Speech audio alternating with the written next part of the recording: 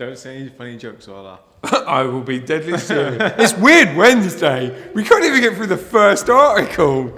This week's Weird Wednesday is sponsored by the best caves to dive. Hi guys, and welcome to this week's Weird Wednesday. As you can see, Mark isn't here today. He's poorly. So we've got James, our producer, stepping in. How do you feel being in front of the camera, James?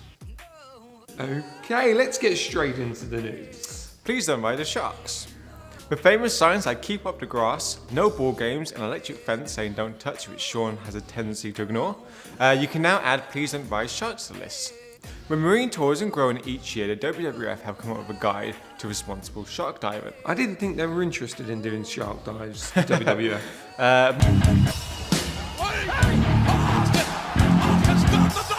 More guides are guaranteeing that you'll see sharks thanks to the use of bait or chum to attract the sharks.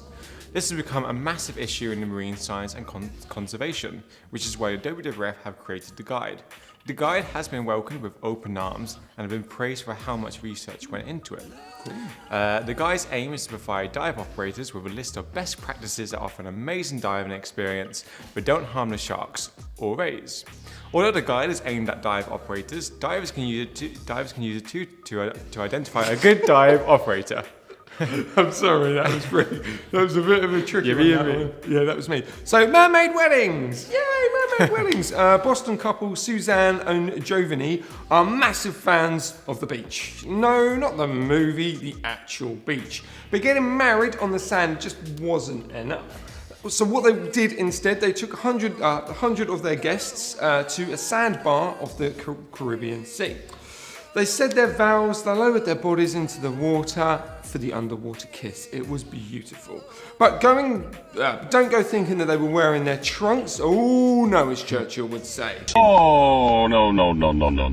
The bride was wearing her a puffy pale pink dress, which they borrowed from James, and the groom was wearing his blue button down and a bow tie. From the looks of the pictures, everyone had fun. Let's just hope no one got motion sickness on the way to the sandbar. You wouldn't want to vomit down the front of your nice tux, would you? No, not great for the photos. No, definitely not. Angry Mexican fishermen. For years, Mexico and the US have been trying to save a population of tiny... I say what again? Like fajitas, vaquita. Porpoises in the Gulf of Mexico. Sadly, since 2011, this tiny porpoise has been the main target for illegal fish trade. Last Wednesday, tensions between fishermen and conservationists all came to a head when a gang of fishermen attacked the inspectors. They overturned their trucks, destroyed 15 other vehicles and patrol boats, and beat up 3 of the inspectors. Why are you laughing at that? I don't know. This is all to do with the gill nets that the fishermen use, which has been dubbed a death trap for all marine life, which have been trying to ban for years with little success.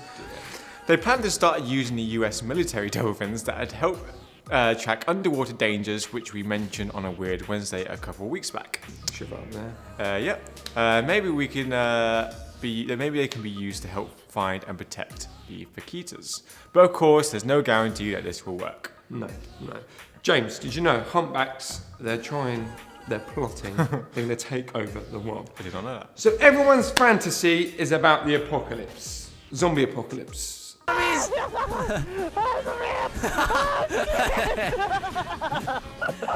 No? Is it just me then? Okay. So we all knew that cats would once take over the world, but it turns out that humpback whales are also plotting to overthrow us as well. Humpbacks have started to gather in large numbers, between 20 to 200, which has never been seen before. Now, researchers are saying that the large numbers could be because the changes of prey, a growing population, or small groups are just getting closer together. But we know better here at Simply Scuba, and we hail the new whale overlords. We're not worthy! We're not worthy! Anyway, these new groups have been called supergroups. That's very original. And they're actually heading further north to feed. Now, what I mean by that is where they normally feed around Antarctica, but they're actually now starting to feed near South Africa. So yeah, these groups are getting bigger. They're plotting to take over the world. Yeah, I can see that happening. You know, they're going to grow legs. We're all going to die. Yeah. Emerald Green River. A river in the Pyrenees has turned green. And before you say that it was to celebrate St. Patrick's Day, it wasn't. The river started to turn green in the Andorra, spreading downstream to the Catalonia. Somehow, a green dye from a bottling plant had leaked into the river. Luckily, the dye wasn't entirely harmless. Yep, that was said in an official statement from the mayor. Last year, the bottling company got into a right old pickle when they made people seriously ill with their water from water coolers. Oh dear. The dye was added to the water to see if anything else had been contaminated at the plant. It looked like a scene taken from Ghostbusters 2. Rather than pink slime, it was green.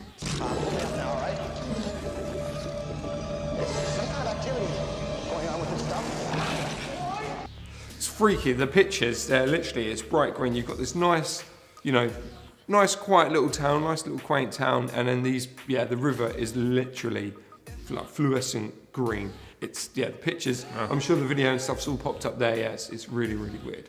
Anyway, how do you like your wine? I like mine underwater. So the future of wine is underwater. In the near future, people won't be diving for fun, they'll be diving for wine. This all started when a 170-year-old bottle of champagne was found on the seabeds of the Baltic, whoa, I did a James there, Baltic Sea in 2010. Due to the constant temperature levels of the water, low light and oxygen, the bottle had stayed in near perfect condition. It had low alcohol, but it still had its fruity taste. This prompted winemaker Ben Porter to use the technique, and now he is the official first underwater wine range. So he's dunked over 600 bottles of wine in underwater and didn't touch them for 12 months. The experts were surprised with how less alcoholic the taste was, but it also had a very fruitful flavour, which I'm guessing, I'm not a wine drinker, but that's what people love. Sadly though, we can't sell the wine over in the USA due to it being illegal to sell wine that has aged in the sea because of the unsanitary conditions. So, It's probably watered down anyway. Oh no. Sword in the shark. A video has popped up online of a dart guide pulling a knife out of a shark's head. The poor nurse shark didn't seem too bothered with a knife sticking out of his head, but a dive guide noticed the poor shark and gently pulled the knife out of the shark. The knife pulled out pretty easily and the shark was chilled when it swam away, so they figured the shark wasn't stabbed. The knife probably just fell off a boat and just landed on a shark, so not intentionally stabbed. Yeah, it's a weird one. Like the video is just like how it stood up. That just proves the test of time on how sharp those dive knives can be. Oh yeah. Just literally just a little bit, but it stayed upright. It's a very weird video, but yeah, I'm glad the shark was alright. Anyway, it's that time of the week again. Random videos of the week. So our first video is from an alligator stealing a large fish from a child who was fishing. Yeah, pretty funny. So this kid, he's like, oh, this is my first fish, I love it, I love it, I love it. And then, alligator swims under the the thing that they were standing on and then just munches it off. And so the dad was just like, oh, maybe you can No, you can't, it's gone. Better the fish than the kid though. And our second video is from the Facebook page Best Video Fishing. Now before we play it, just to let you know, if you're a bit squeamish, you might want to look away. The video is of a killer whale attracting a seal on shore, or attacking, a seal on shore while two people try to save it. Okay, they don't save it, they just stand there and record it. They couldn't have done anything to save the seal, but it's very funny. They're like, oh my god, and like you get one guy kind of runs towards it and like, dude, it's a killer whale. If ain't gonna eat the seal, it's gonna be you. Don't get involved. And even when the seal goes, the other guy who's recording it goes, oh yeah, take my camera, and then he runs to the ocean and it's just like, oh no, it's just like, what were you gonna do, mate?